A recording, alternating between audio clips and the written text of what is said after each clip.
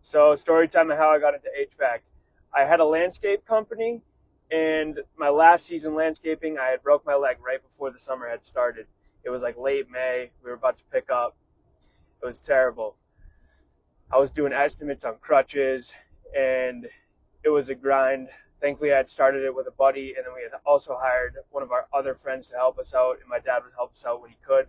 So that's how we got through that last season. At the end of that last season, I was doing a fall cleanup for a guy that was a client of ours, and he invited me in for a beer afterwards. And I was like, "Yeah, sure, I'll come drink a beer with you." He's just like mid-30s, so he was a cool guy. Still is a cool guy.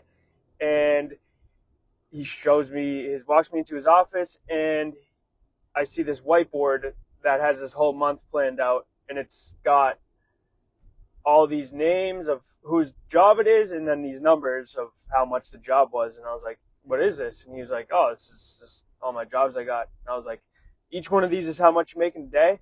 And he's like, "Yeah." And I was like, "Dude, what do you do?"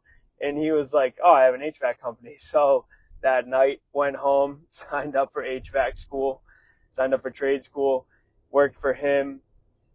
He was like, "Text me when you get out of trade school. You can come work for me." So that's what I did. Went and worked for him for a couple years, and then in 2024 started the LLC in like January or February, and then went full time in June.